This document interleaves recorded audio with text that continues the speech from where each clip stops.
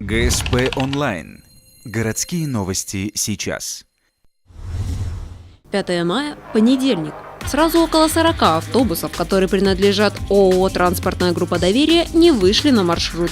В апреле предприниматели получили уведомление о запрете работы на линиях, ведь осуществлять перевозку пассажиров могут лишь те, кто выиграл соответствующий конкурс.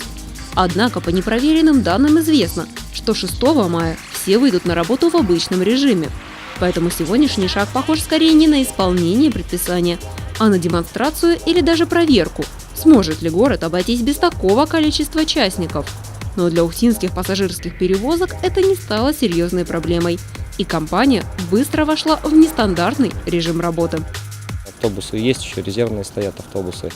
Не выдаем, просто опять же, что не дадут работать. Можем с вами сесть, прокатиться, сейчас вот автобус поедет и увидим, что впереди будет ехать 3 маршрутки и не дадут работать.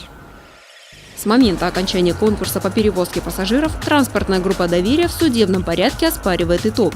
Сейчас и ухтинские пассажирские перевозки написали заявление в прокуратуру и в администрацию города с просьбой разрешить сложившуюся ситуацию. Ведь многие частные перевозчики, у которых не оформлены договора с городом, предпочитают ездить в час пик, а неприбыльное время остается законному перевозчику.